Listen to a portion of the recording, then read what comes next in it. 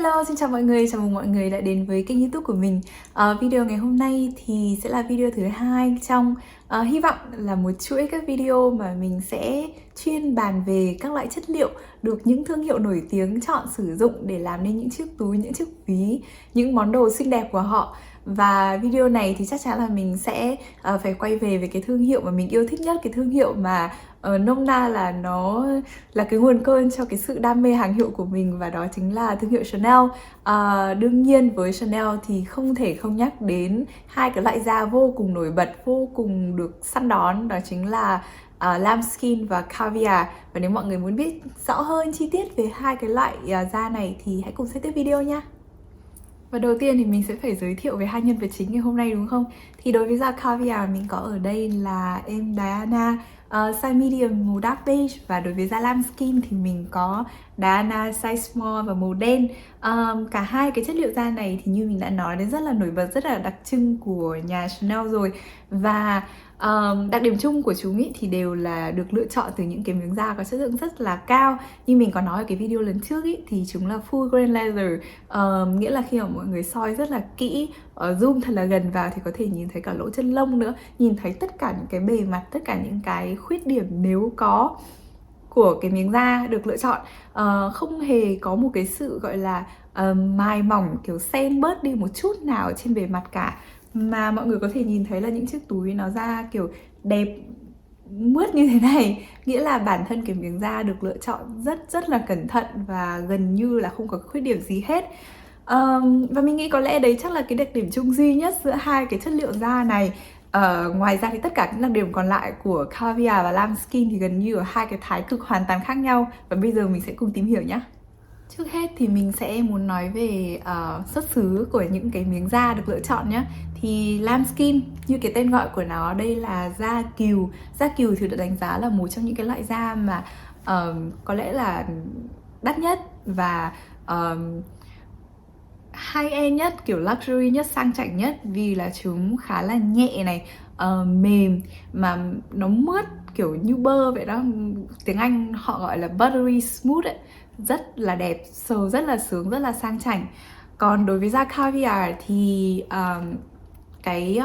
vân caviar này có thể được in lên trên bề mặt của da lambskin hoặc là calfskin, nghĩa là da cừu hoặc là da bê. Đối với một người như mình không phải là một người có kiến thức chuyên sâu về kiểu các loại da ấy, thì thật sự là mình không thể biết được cái túi này ở phía dưới cái lớp tất cả những cái lớp vân, lớp grain này là da cừu hay là da bê. Mình nghĩ là nếu mà ai mà có hai cái túi giống y hệt nhau,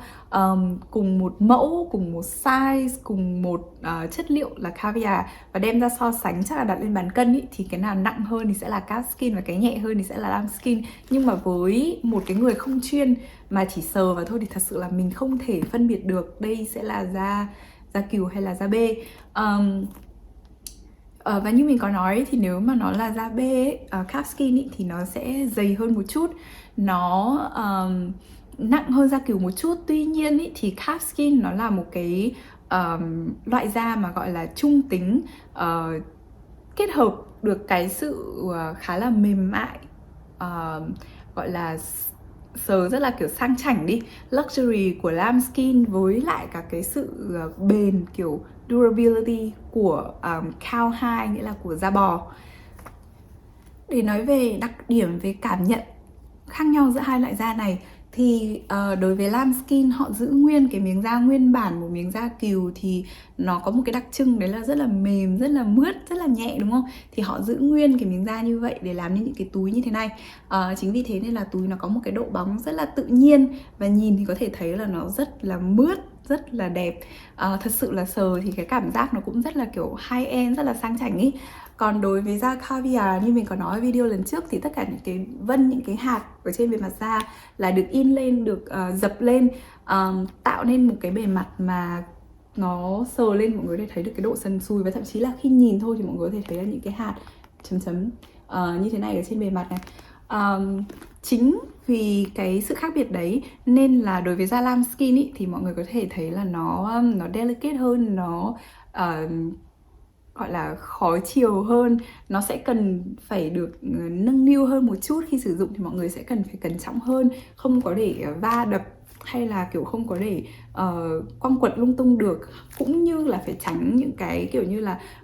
móng tay các thứ kiểu có thể chà lên làm xước ấy, vì là nó sẽ ngay lập tức để lại một cái vết xước ở trên bề mặt của chiếc túi ngay, khi mà mọi người chỉ cần gọi là rất là nhẹ nhàng kiểu lướt một cái ngón tay qua thôi. Trong khi đó thì đối với da caviar, mọi người có thể thấy là mình có móng tay nha, gãi gãi chà chà nhẹ lên cũng không có vấn đề gì cả. Nó không chính những cái vấn đề này nó gần như là tạo nên một cái lớp bảo vệ, một cái lớp coating. Cái bề mặt này gần như là chống xước, chống chày luôn, rất là bền. Một cái đặc điểm nữa mà mình muốn nói đến là giữa một chiếc túi bằng da lambskin và một chiếc túi bằng da caviar, nếu mà mình chọn hai chiếc túi cùng một mẫu, cùng một size, thì cái túi da lambskin mọi người sẽ thấy nó nhẹ hơn một chút so với chiếc túi caviar. Kể cả là chiếc túi da caviar là có một cái base là từ da cừu. Lý do là bởi vì bản thân những cái vết dập này nó cũng để lại một cái lớp coating, một cái lớp gọi là một cái lớp bảo vệ nhẹ ở trên cái bề mặt da nữa. Chính vì thế nên là kiểu cái túi nó cũng sẽ hơi nặng hơn một chút so với một chiếc túi làm bằng da lambskin, nghĩa là không qua bất cứ một cái quá trình xử lý nào cả. Và tiếp theo thì chắc chắn sẽ phải nói về độ bền, đúng không? Sau khi mà nghe mình nói về các cái đặc điểm giữa hai cái loại da này thì chắc hẳn là rất nhiều người sẽ nghĩ là da caviar bền hơn lambskin rất là nhiều. Và quả thực thì đúng là caviar, chính cái lớp bảo vệ ở phía trên bề mặt như thế này này, nó làm cho cái túi này gần như là chống chảy, chống xước. Và khi mà một người sử dụng ý, thì có thể cảm thấy là khá là tự tin khi dùng, kiểu không cần phải lo nghĩ quá nhiều, không cần phải quá là chăm sóc, quá là để ý cái túi. Và cái túi thì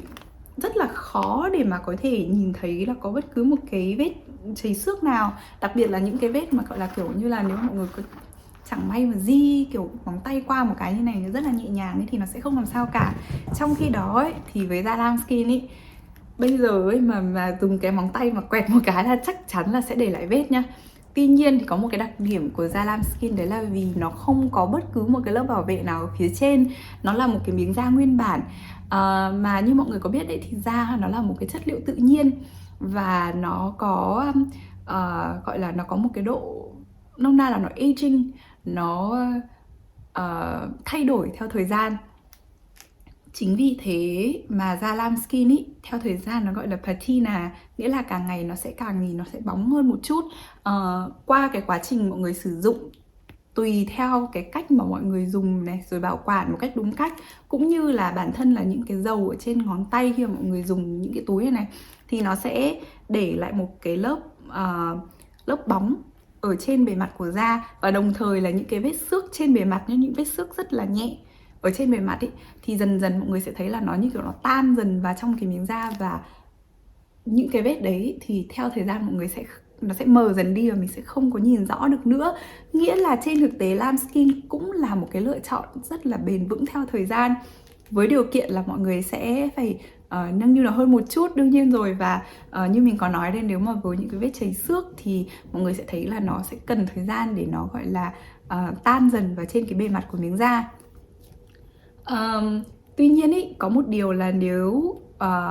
giả sử mọi người có một cái món đồ bằng lambskin của Chanel chẳng hạn nhá, và mọi người có kiểu tình cờ làm gọi là xước nhẹ chợt rất là nhẹ ở trên bề mặt thôi nhá, mình không nói đến những cái vết xước mà sâu làm kiểu như là làm rách hoặc là làm chày hẳn cái phần lớp da ở trên nhá, thì những cái vết đấy là không chữa được rồi. Kể cả đối với da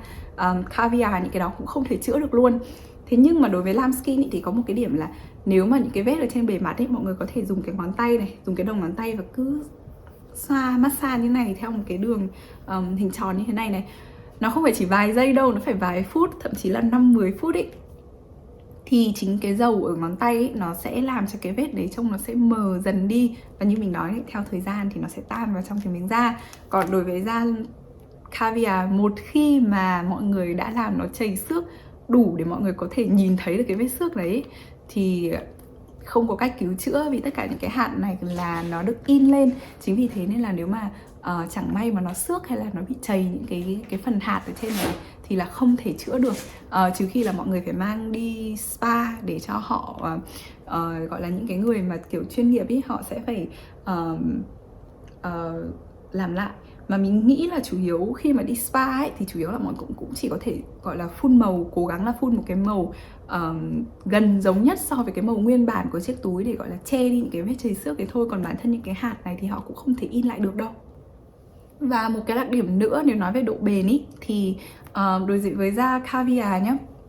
mình đang nói về những chiếc túi mà mọi người sử dụng và bảo quản một cách đúng cách này, có gọi là condition túi kiểu một cách thường xuyên này, rồi không quăng quật túi này, không có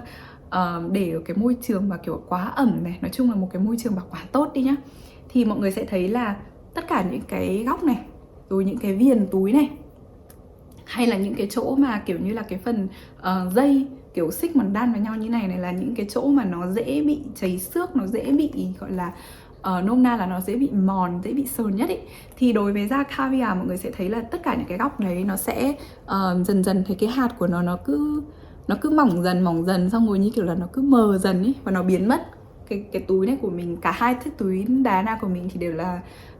túi vintage khoảng 25-26 năm rồi ấy. Thì mọi người có thể thấy là ở cái viền của cái túi caviar này nó sờ, nó rất là mướt, kiểu gần như là không còn cảm nhận được cái độ sần sùi nữa.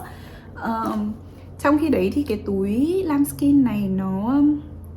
mình nghĩ có lẽ được bảo quản và sử dụng tốt hơn, cũng như là cái tần suất sử dụng thì không nhiều bằng ấy, nên là các cái góc của nó thì cũng chưa có bị chảy mấy. Nhưng mà nếu mà đối với da Lambskin ý, thì khi mà những cái góc hay là những cái viền này mà nó gọi là kiểu theo cái thời gian và theo cái quá trình sử dụng ấy, thì mọi người sẽ thấy là nó sẽ sờn dần, nó sẽ mất dần đi cái độ bóng, trông nó sẽ hơi gọi là kiểu hơi bạc màu, hơi ngả màu một chút. Đấy, còn đối với da caviar ấy, thì để đợi đến cái lúc mà thực sự là kiểu như là mọi người có thể nhìn thấy được cái độ gọi là sờn hay là độ hơi gọi bạc màu, ngả màu của chiếc túi ấy, thì là cái túi đã phải dùng rất là nhiều luôn. Tại vì ban đầu ấy thì mọi người sẽ thấy là nó chỉ mòn dần thôi, mòn dần tất cả những cái hạt ở phía trên cái bề mặt của da. Và cuối cùng đối với bản thân mình thì mình thấy là dù là caviar hay là lambskin thì cả hai cái chất liệu này của nhà Chanel đều đáng đồng tiền bát gạo, đều đáng để mọi người có thể đầu tư tiền vào những chiếc túi như thế này. Thật sự ý, thì mình nghĩ là nó tùy thuộc rất là nhiều vào cái sở thích cũng như cái mục đích sử dụng của mọi người. Nếu mà mọi người muốn tìm một chiếc túi có thể dùng được hàng ngày, dùng mà kiểu không cần phải suy nghĩ quá nhiều, không cần phải quá là nâng niu cẩn thận ý, thì chắc chắn là mọi người sẽ thích dùng những chiếc túi bằng da caviar hơn. Hay thậm chí là những cái ví nhỏ nhỏ mà mọi người kiểu hay nhét ở trong túi ý, nghĩa là nó có thể ma sát rồi kiểu va chạm rất là nhiều với các cái món đồ khác ở trong túi, thì mình nghĩ là caviar sẽ là một lựa chọn tốt hơn. Thế nhưng mà với những ai mà muốn tìm một chiếc túi gọi là sang chảnh, không chỉ từ logo nhãn hàng mà cho đến cả phần nhìn và phần cảm nhận, cũng như là theo thời gian thì thực sự nó cũng vẫn rất là bền và càng ngày thì nó lại càng đẹp hơn nữa ấy, thì Lambskin chắc chắn là một lựa chọn mà không thể bỏ qua được. Và hy vọng là video này sẽ giúp ích cho những ai mà muốn tìm hiểu thêm về thương hiệu Chanel cũng như là hai cái chất liệu da mà rất là đặc trưng của thương hiệu này. Hy vọng mọi người đã thích video và hẹn gặp mọi người trong những video lần sau. Bye bye!